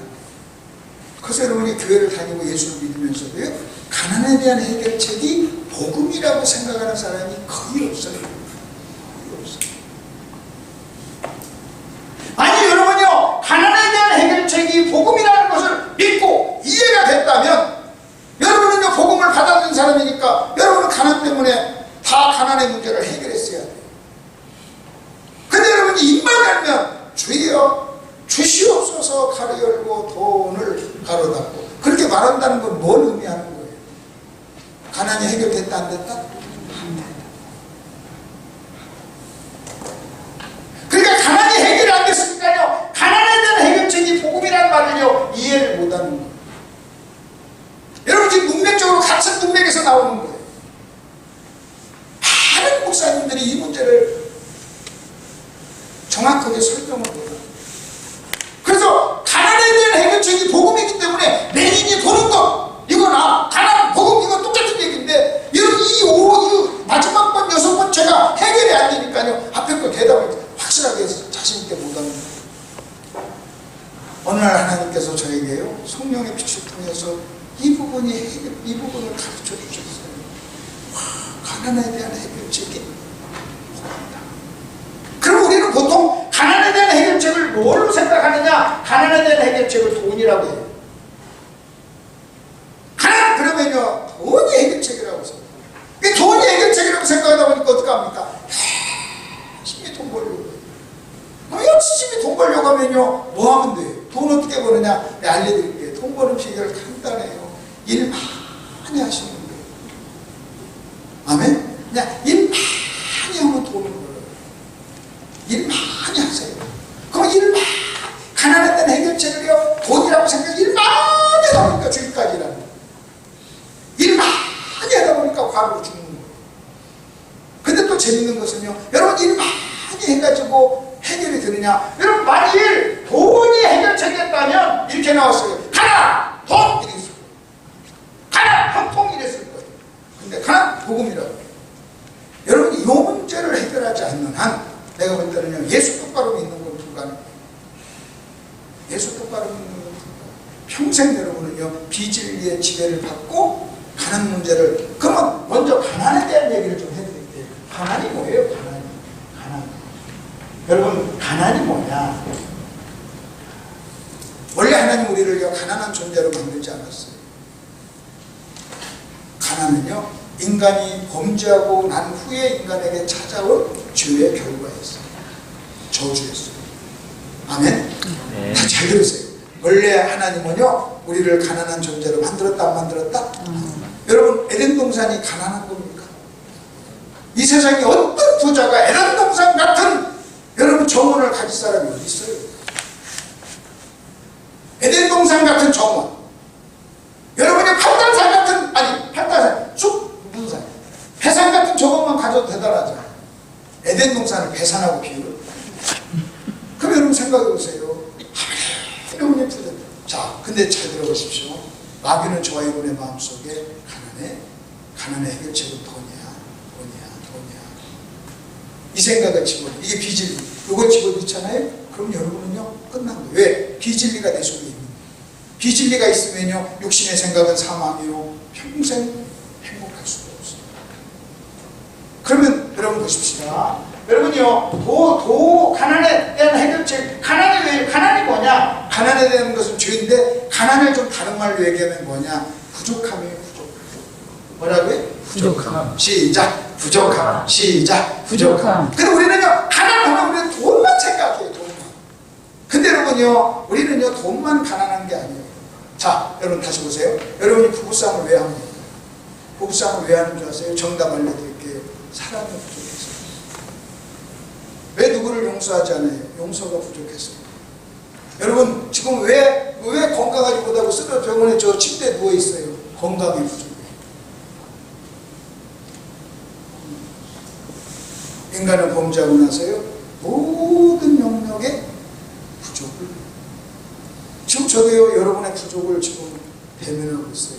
아멘의 부족을 지금 대면하고 있어요. 여러분 사랑의 부족, 건강의 부족, 질병은 건강의 부족, 갈등은 사랑의 부족, 쓴뿌리는 용서의 부족, 형제적 가난은요 물질의 부족. 여러분이 물질의 부족만 지금 부족한 겁니까? 인간은 하나님의 죄 때문에 하나님을 떠나서 모든 영역이, 여러분 돈 많이 벌어가지고요 1,000억을 가지고 있어도요 여러분 또 다른 어떤 부족이 있어서 인간이 힘들어요. 근데 우리는 자꾸 속아요. 돈만 많으면 전혀 부족이 없을 거라고 자꾸 생각해요. 여러분 돈 많아도요 사람이 부족하면요 아내하고 많이 싸우면서 살아요. 여러분이 돈 많이 있어도 여러분 다른 사람을 용서하지 않으면요 여러분의 마음속에 용서의 부족으로 여러분의 마음속에 습불이 미움 독한 마음을 가지고 품고 사는 거예요. 자, 이해가 됐어요? 부족. 근데 여러분 이 부족이 어디서 왔느냐? 죄 때문에 왔는데, 죄 때문에 죄의 결과를 어떻게 하십니까? 땅이 가시와 엉겅퀴를 해요. 땅이 가시와 엉겅퀴를 낸다는 것은 내가 원하는 것만큼 결과가 없다는 거예요. 이게 부족이에요. 경제적 부족. 자, 근데 우리는 잘 여러분 한번 봅시다. 경제적 부족, 가난도 이렇게 한번 생각해 보세요. 도대체 여러분은 얼마를 가지면 부유하다고 생각합니까? 여러분 예를 들어서 여러분이 10억 있어. 10억 있으면 난 부자라고 그래요. 근데 여러분 10억이 부자라고 생각해 어느 보니까요 100억 가진 사람을 만났어. 100억 가진 사람을 딱 만나죠? 그럼 가난한 사람이에요. 가난한 사람. 내가 100억 가졌어요. 근데 1,000억 가진 사람을 만나. 그럼 가난한 거예요. 상대적인 거예요. 그러니까 여러분 어떤 기준이 없어요. 기준이 없어요. 그리고 여러분이 만일 가난 문제를 돈이 해결된다고 생각하면요 돈을 벌려고 하고 돈을 벌게 되잖아요. 벌려고 돈 가지고 가난 문제를 해결하려고 하잖아요. 그럼 여러분은요 돈을 사랑하게 돼요. 돈을 섬기게 돼요. 돈이 우상이 되는 거예요. 돈이 우상. 그러면 가난이 해결책이 복음이라는 말이 무슨 말이냐는 거예요. 복음이란 말이 무슨 말인가? 이거 좀 복음이 뭐냐? 그냥 예수예요, 예수. 자, 그 다음에 이제 빨리 넘어가 봅시다. 3번으로 넘어가 볼게요. 3번으로 넘어가면 이 복음은 그의 아들에 관한 거라고 그랬어요. 복음은 뭐라고요? 예수. 그러면 가난에 대한 해결책이 뭐라는 거예요? 예수라는 거예요. 아멘? 가난에 대한 해결책이 뭐라고요? 예수.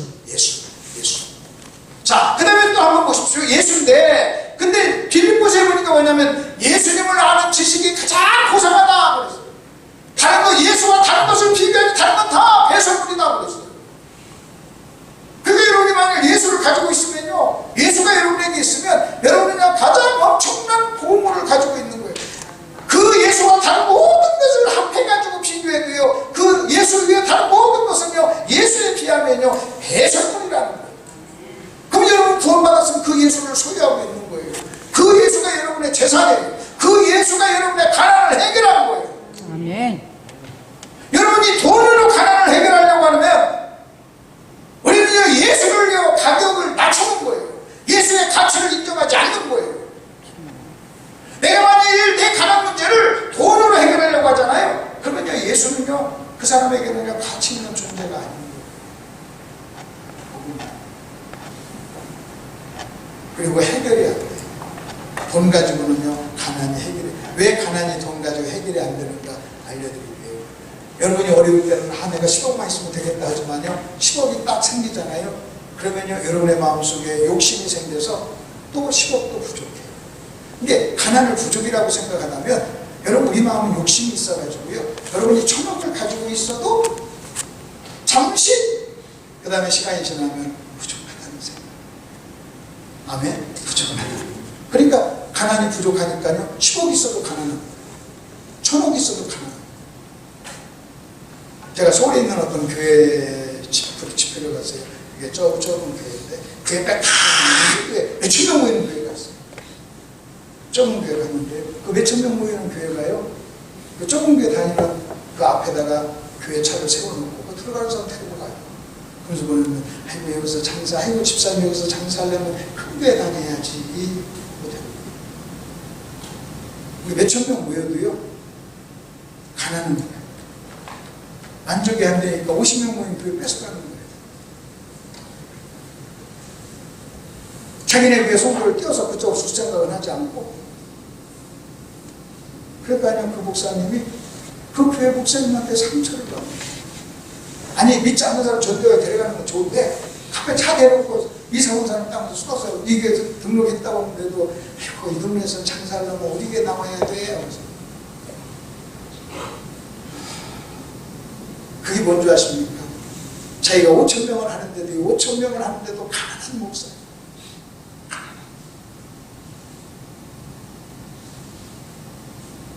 그 목사가요, 그런 일을 몇 번 당하고 나서 너무나 상처를 받고 고통해서 나한테 얘기하는데, 와, 가슴이 아프다. 정말 가슴이. 인간은 그래요. 5,000명을 해도요, 반쪽이야.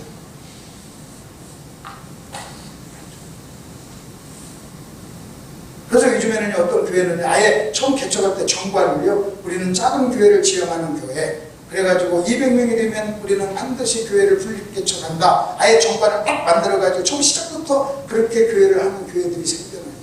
왜? 우리도 욕심에 함몰돼. 끝도 한도 없어요. 끝도 한도 없어요.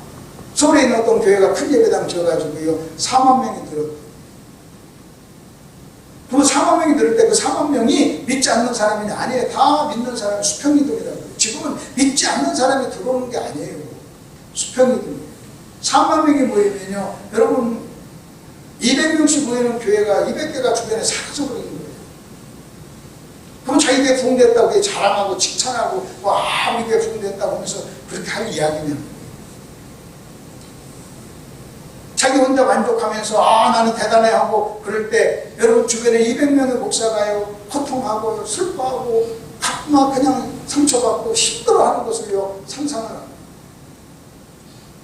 오히려 수평이동하면서 다른 데 다녔던 사람이 많이 오는 걸 보면서 당신이 올 때 어떤 목사의 마음에 아픔이 있다는 걸 알면서 그들을 위해서 기도하면서 그걸 기뻐하지 않아야죠. 기뻐하지 않아요. 그러니까 우리가 생각하기 나름이에요. 그래서 저는요, 내가 그 목사님이 뭐 그런 거 좀 어쩌고저쩌고지만 나는 내가 무슨 생각이냐면 그 목사님은요, 5,000명 모이는 교회 목사지만 마음은 가난한 목사예요. 그리고 가난을 해결하지 않은 목사예요. 해결을 못한 목사예요. 아멘? 아멘. 여러분이 얼굴에 부족 써 있으면요, 지금 1,000억을 가지고 있어도 가난을 해결하지 못하는 거예요. 여러분 200평 아파트에 살아도 감사하지 않고 충만하지 않고 기뻐하지 않고 평안이 없고 얼굴에 부족 써 있으면요, 여전히 가난한 성도예요. 욕심의 지배를 받는 가난. 그러면 여러분 언제 얼마만큼 더 벌고 몇 명이 돼야 만족하겠어요? 몇 명이 돼요? 여러분 그 목사가 2만 명 모인다고 그런 거 안 오겠어요? 그러니까 우리가 이런 것들을 가만히 한번 좀 생각해 보자. 자, 그러면 이제 넘어가요. 이번에는 어디로 넘어가느냐? 왜 복음이 여러분의 해결책인가? 가난에 대한 해결책인가를 설명해 드릴게요. 여러분 우리가요, 복음이 예수입니다. 복음이 예수예요. 우리가 이제 전도를 합니다. 사람에게 복음을 전합니다. 여러분 복음, 그다음에 예수를 전해요. 여러분 우리가 복음을 전하고 예수를 전하면, 예수를 받아들이면 그 사람이 뭘 받습니까? 하나님의 뭐가 돼요? 우리가 예수님을 영접하면 하나님의 뭐가 돼요? 아들이 돼요. 하나님의 아들이 돼요. 그리고 우리는 그걸 구원받는다고 해요. 근데 우리는 이렇게 전합니다. 자, 복음을 받아들이고 예수를 믿으면 하나님의 아들이 된다. 구원을 받는다. 그 다음에 뭔지 아십니까? 그래서 천국 간다. 그 다음에 천국이 나와요. 복음, 예수를 믿어, 아들, 구원, 천국. 틀린 말이 아니에요. 근데 성경은요, 그렇게 말하고 있지 않아요. 그래서 이렇게 전하기 때문에 문제가 생겨요. 예수, 아들, 그 다음에 천국. 근데 성경은요, 이렇게 전하지 않고 뭐라고 전하면 이렇게 전해요. 자, 여러분이 예수를 믿으세요? 그러면 하나님의 뭐가 돼요? 아들이 돼요? 그리고 그 다음에는 뭐라고 하십니까? 천국? 이 단어가 나오지 않고 상속자라는 단어가 나와요. 상속자. 당신은 하늘의 상속자입니다. 그래서 성경에서 내가 하나님의 아들이 됐습니다, 이 말은요, 천국 갑니다, 이 개념이 아니에요. 너 죽으면 천국 가, 이 말이 아니에요. 물론 그 말도 없다는 얘기가 아니에요. 근데 성경은 아들 얘기 나올 때마다 너는 하늘의 상속자야, 나는 상속자라고 하는 개념이, 여러분 그 노마시대, 2000년 전에 노마시대 때는요, 여러분 양자라도 아들이 되면요, 아버지의 모든 상속권을 가지고 있어요. 그래서 성경은요, 상속자라고, 아들 다음에는요, 반드시 그 다음에는 상속자라고 하는 이 개념이 들어와요. 근데 우리는요 2000년이 흐른 오늘날 우리는 아들 보고 천국이 나오지 상속자라고 하는 이 단어가 사라졌고 그 다음에 상속자라고 하는 이 단어를 이해를 못하는 거예요. 그러니까 가난해요. 이해가 되셨죠? 그러면 성경에 있는 거 한번 보십시다. 여러분 거기 한번 보세요. 여러분 23페이지 보세요. 자 23페이지 노마서 보십시오. 성령이 친히 우리의 영과 더불어 우리가 하나님의 자녀인 것을 증언하시나니 자녀이면 또한 뭐라고 그래요? 상속자, 곧 하나님의 상속자요. 여러분 우리가 자녀이면 천국 간다 이렇게 나와 있지 않고 자녀이면 상속자, 하나님의 상속자요. 하나님의 상속자. 여러분 예를 들어서 한번 보세요. 저희 아버지가 만일 서울에서 1000억을 가지고 있는 재산인 거예요. 아들이 나밖에 없어요. 이제 아버지 돌아가시면 다 내가 아버지 1000억 내 거예요. 근데 아직 아버지가 안 돌아가셨어. 내가 잠깐 여기 왔어요. 와서 이제 돈이 없어요. 지금 현찰이 없어요. 여러분 내가 현찰 없다고 가난한 사람 아니에요. 내가 현찰이 없다고 가난한 사람 아니에요. 아직 아버지가 돌아가시지 않아서 아직 내 그 상속을 받진 않았지만 결국 내가 받을 거니까 그건 내 거라고 마찬가지예요. 내가 지금 여러분 현찰이 돈이 없다고 해가지고 내가 지금 당장 내가 10,000원짜리 짜장면 살 돈 없다고 해서 내가 가난하다고 내가 나를 인식하지 않아요. 상속자예요. 여러분 오늘날 현대 그리스도인은요 이 상속자라고 하는 이 단어를 놓치고 잃어버렸고 이것을요 내 삶 속에 적용을 못합니다. 상속자라고 합니다. 그래서 아들이면 상속자예요. 우리는요 아들이면 천국 간다. 아들이면 천국 간다고 하니까요 여러분 젊은 사람들은요 천국은 자기하고 상관없는 문제니까요 지금 뭐 당장 안 죽으면 천국은 죽으면 가는 나라 그러니까 지금 당장 죽지 않을 거니까 그냥 상관없어요. 그 젊은 사람들한테는요 상관없는 부분이에요.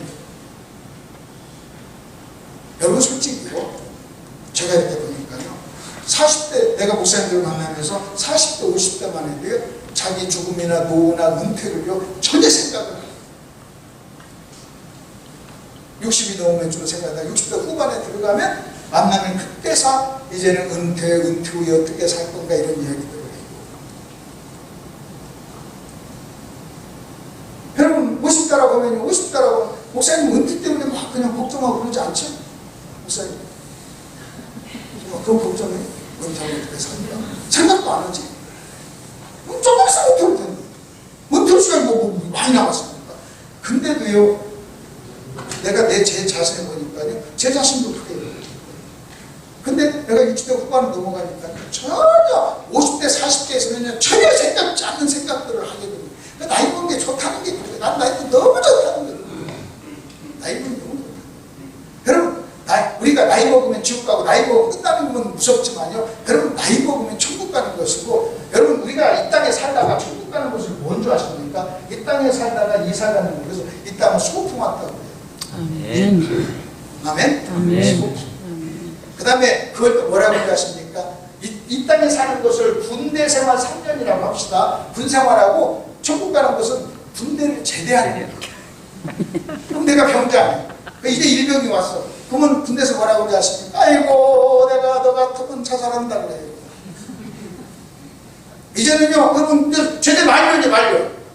여러분 연세가 많이 들수록 여러분 인생이 70이고 강간은 80이라고 그랬어요. 그냥 거기 가서 70 넘은 사람 손 드시라고 그래요. 손 들면요 다 사셨군요 그래요. 왜 인생이 70이고 강간은 80이라고 했습니까? 그건 제대입니다 그러는 거예요. 그럼 막 좋아해야 돼요. 여기는 좋아해야 돼. 그러면 이제 막 예수 믿고 젊은이를 보면 너를 보면 나 자살한다. 너무 걱정이 이 생각해야 되는데 지금 질질을 부러워하고 있어요. 그래서 저는 이제 1년 새해가 되면요 항상 제가 하는 기도가 있어요. 매일 몇십 년 동안 하는 기도가 있어요. 하나님 주님 만날 날 천국 갈 날이 1년 가까워졌으며 감사합니다. 그래서 감사합니다. 그리고요 살 날이 얼마 안 남은 걸 알고 갈 날이 가까운 거 아니까요 겁날 게 뭐가 있어요. 겁날 게 재산 많이 없어도요 지금 있는 것 가지고 살아도요 그냥 남한테 구차하게 뭐 구걸하지 않고도 살 수 있으니까요 그냥 당당하게. 가장 좋은 건 뭔지 아십니까? 여러분이 딱 죽었을 때 플러스 마이너스 제로 딱 이렇게 되면 최고 좋은 거예요. 언제 죽을지 몰라서 그런 거지. 플러스 우리 딸이 뭐라고 하는지 아십니까?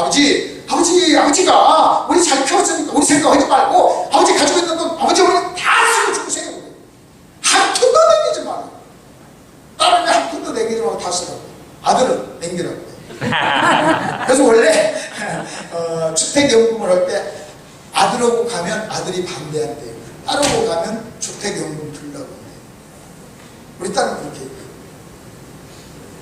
아버지가 도와주지 않고 아버지가 우리에게 유산 안 줘도 우리가 먹고 살만하니까 아버지 엄마 손 다 쓰고 다녀요. 근데 하나 내가 알려드릴게요. 여러분이 가난하지 않아요. 아무리 가난한 사람도 여러분이 죽으면 돈이 남을까요 안 남을까요? 해답 좀 해봐요. 남아요 안 남아요? 남아요. 500만 원이면 다 남으니까 부자지. 근데 다 쓰지도 못하고 죽을 거면서 장로님은 뭐 남은 게 더 많겠지? 죽고 나면요 남는 게 많은 사람은 미련한 사람이요. 성경에 그런 사람 어리석다고 그래. 네가 죽으면 네가 뭐 하는 거 누구 것이 되겠느냐 그랬어. 재밌는 것은 아들하고 사이가 안 좋아서 아들한테 안 주면서 뭐 하는데 죽으면 그놈이 가져가요. 그래서 죽기 전에 주세요. 그냥. 다 어차피 못 쓸 거니까 주세요. 그러면 사이라도 좋지. 맞아. 어차피 가져갈 거잖아요. 내가 우리 아들한테는 그런 얘기합니다. 너 내 죽으면 내가 남은 거 네가 얼마나 남을지는 모르잖아. 조금이라도 남을 거니까 네가 가져갈 거니까 미리 안 준다고 삐지지 말아라. 어차피 네거 아니야. 네거 아니야. 그러니까 지금 당장 안 준다고 우리가 다 쓰고 남은 거 가져가라. 할 수 있으면 좀 잘 알아가지고 그 액수를 좀 조금 남기려고 지금 노력을 하고 있어요. 내 아내하고 같이 계산하면서. 이게 남기를 다 쓰고 죽으려고 하니까요. 지금 잘 쓰면 지금 있는 것 가지고도 계속 쓰겠더라고요. 근데 내가 구차하게 손 안 걸리고. 손 안 걸리고. 그렇게 미워하고 그렇게 싫어하는 아들 며느리 주려고 그렇게 돈을 지금 전략하고 쌓아놓고 있습니다. 그냥 쓰시라. 헌금도 좀 하시고. 아멘을 하는 아멘. 다 못 가지고 가는 거야. 제 아내가 그런 말이구나. 다 쓰지도 못하고 제 작년 그리고 재작년 1, 2년 사이에 내 친구 목사님들이 대여섯 명이 뇌출혈로 심장병으로 하나님 나라 갔어요. 내가 너무 충격을 받았어요. 큰 교회 목사님들이 갔어요. 한마디 말도 여러분 뇌출혈로 쓰러지고 저기로 쓰러지잖아요. 한마디 말도 못하고 죽는 거예요. 말 한마디 못하고 아내한테 말 한마디 못하고 가는 거예요. 근데 그 죽기 한 달 전에 만나서 그 부부 우리 부부 넷이 만나서 막 식사하고 식사할 때요 나는 은퇴하고 나면 뭐 대전에 집 사고 대평 집 사놓고 뭐 하고 하도절하게 얘기하고 연금 얼마 나오고 다 했다고 얘기하는데 연금을 한 번도 못 받고 우리는요 보험회사한테 속아요. 보험회사는 뭐라고 하십니까? 100세 시대에 100세 성경은 70이라 성경을 믿든지 보험회사 말을 믿든지 알아서 그러면 보험회사 말이 틀렸냐? 틀린 건 아니에요. 그럼 보험회사의 말이 뭐가 문제냐? 어떤 특별한 케이스를 보편하시고 우리 주변에 어떤 특별한 사람이 100살을 살아요. 그걸 가지고 마치 모든 사람이 100살 살 것처럼 그걸 가지고 얘기하는 그런 걸 뭐라고 하십니까? 특별한 일을 보편화 일반화시키는 평균은 그렇지 않아요. 우리가 그렇게 자고로 살고 해도 평균은요 지금 우리는 평균은 그렇게 살지 않아요. 또 모세는요 지는 120살을 살았으면서 우리한테는 70이고 80이라고 얘기해요. 웃기지. 원래 모세가 이렇게 했어. 그 모세만 말해 모세가 이렇게 해야 돼요. 여러분 열심히 건강 관리 잘하고 낮추고 운동하고 그 다음에 양을 피면서 왔다 갔다 농사를 지면서 이렇게 하면 여러분도 120살을 살 수 있습니다. 보세요. 이렇게 말해야 되는데 쥐는 120살을 실컷 살아. 인생이 70이요 큰 거라면 80이라도. 그리고 우리 주변에요 평균이 그런 거예요. 평균이 지금 그런 거예요. 근데 또 하나 보십시오. 우리가 평균 뭐 70 몇 살하고 얘기하고 여자가 조금 더 살아요. 여자가 좀 독한가 봐. 좀 더 살아요. 그러면 여자가 한 4, 5년 더, 한 5년, 5, 6년 더 살잖아요. 그럼 참 재밌는 게요. 내가 여자분들한테 그래요. 지금 남편보다 제 아내가 3살, 남편보다 3살 적어요. 3살 적은 데다가 5년을 더 사니까 남편 없이 평균 8년을 삽니다. 남편 없이. 그래서 제가 제 아내랑 같이 이제 뭐 고기랑 생선이랑 먹을 때 네가 나보다 8년을 더 산다. 그러니까 내가 좋은 거 먹고 네가 안 좋은 걸 먹어야 비스물이 죽는다. 여러분 남편한테 잘해주세요. 왜? 여러분이 잘해주지 않으면요 8년이 10년도 될 수 있어요. 잘해줘야 비슷하게 가요. 너무나 어려운 말이에요. 이해가 안 돼. 자, 한번 여러분 보세요.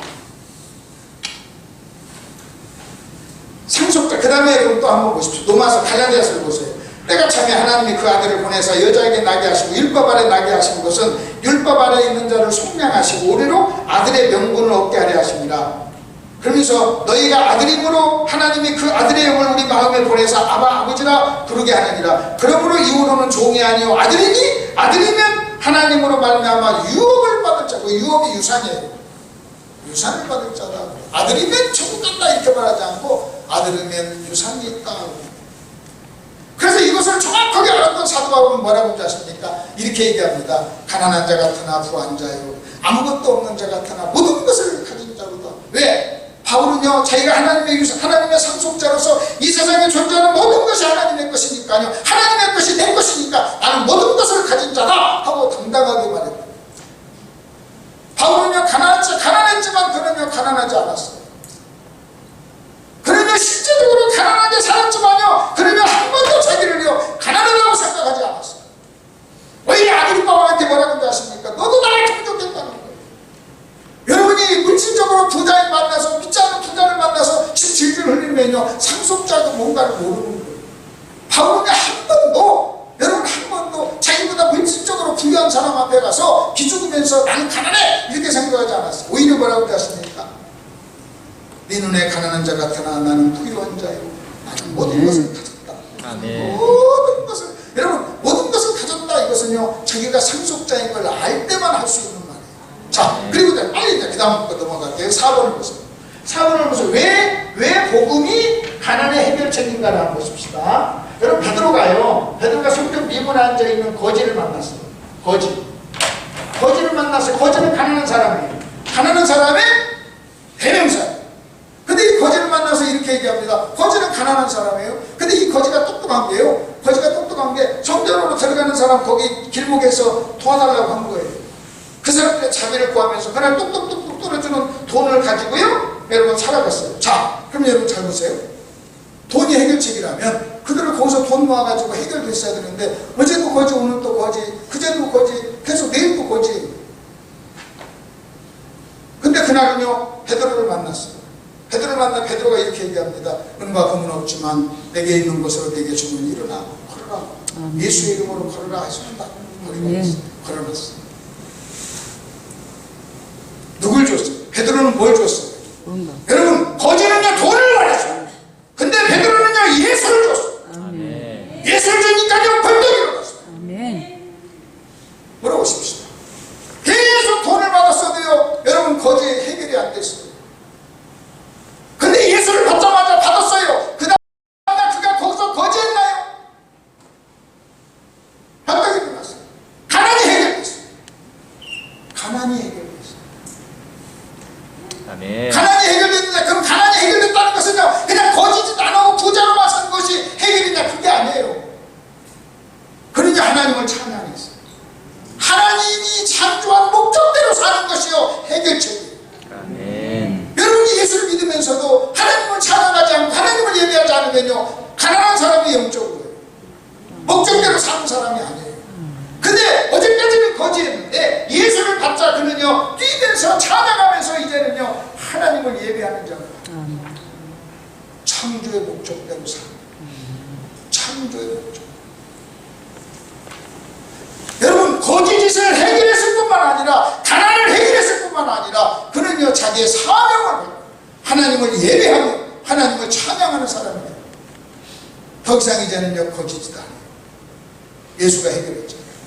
그날 베드로가 예수를 주지 않고 돈을 줬다 배우세요. 여러분 그 돈을 주면요 돈 가지고 가서 하루 맛있는 거 사 먹을 수도 있었을 거예요. 그러나 그 다음날 또 가서 거짓을 해야 돼요. 자 이번에는요 삭개오를 보십시오. 삭개오는요 아주 부자였어요. 엄청난 부자. 성경에서 부자라면 부자인 거예요. 부자였어요. 근데 그는 예수를 만났어요. 예수를 만났는데 그 예수를 만나서 뭐라고 그러셨습니까? 내 재산의 반절은 내가 주겠습니다. 그리고 내가 누구 토색한 거 있으면 4배 갚겠습니다. 그러니까 반절 기부하고 그 다음에 토색한 거 4배 갚았으면요 재산상으로는요 삭개오는요 쫄딱 망한 거예요. 예수님 만나고 쫄딱 망한 거예요. 쫄딱 망한 거예요. 근데요 삭개오는요 기뻐하고 행복했어요. 돈으로 해결할 수 없는 행복을 누렸어요. 그럼 여러분 잘 보세요. 우리는 이렇게 생각해요. 아 돈은 가난한 사람만 해결책이라고 생각해요. 아니에요.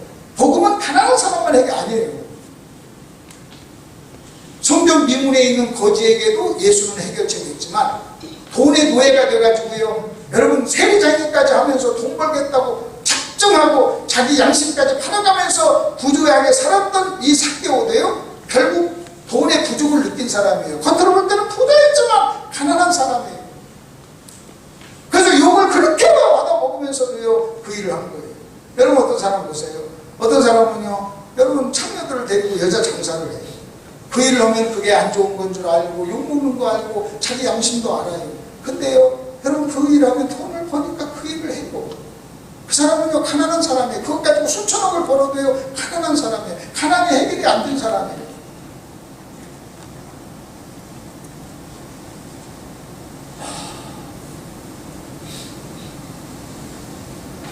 여러분 예수는요 가난한 사람에게도 해결책이고 삭개오에게도 해결책이 있습니다. 아멘.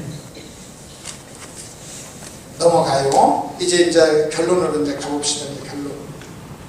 결론 그거 보면요 기가 막힌 말씀이 나와요. 은을 사랑하는 자는 은으로 만족함이 없고 그래요. 여러분 가난의 해결책은 뭔지 아십니까? 가난의 해결책은요 여러분의 마음속에 만족이 있으면 해결돼요.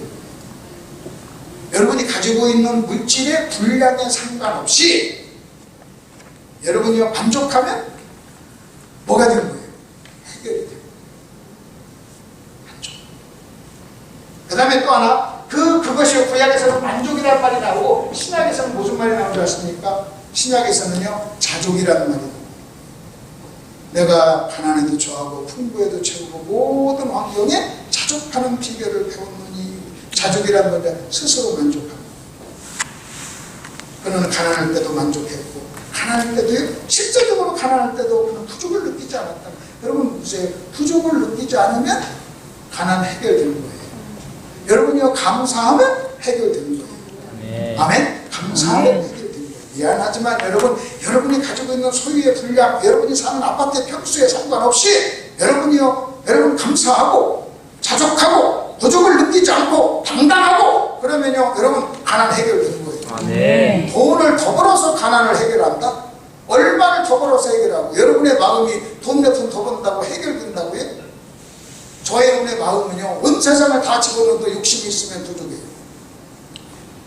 하나님이 그렇게 만들었다고 내가 얘기했잖아요. 하나님이 들어가야 꽉 차요. 하나님이 들어가야 만족해요. 하나님이 들어가야 여러분 꽉 차도록 만들어졌어요. 그러니까 여러분 가난이 여러분의 마음의 부족이 가난이라면 여러분의 마음의 부족 또 다른 말로 얘기하면 여러분의 마음속에 있는 욕심이 여러분 우리를 가난하게 한 거라면요 여러분 하나님이 딱 꽉 차서 주님이 내 마음을 꽉 차고 하나님을 사랑하게 되면요 부족이라는 공간이 사라져버려요. 여러분의 소유와 상관없이. 근데 여러분 인생은요 돈 가지고 해결하려고 하니까요 평생 일하고 일 중독되고 일하고 이러다가 쓰러져 죽는 거예요. 만족하지도 못하고 죽는 거예요. 저는요 이 말씀을 깨닫고 나서 너무나 충격을 받아가지고 내가 어디 교회 가면요 꼭 하나 이 말씀을 전하고 싶어요. 왜? 가난 문제를 해결하기 위해서 너무 비참하게 사는 사람은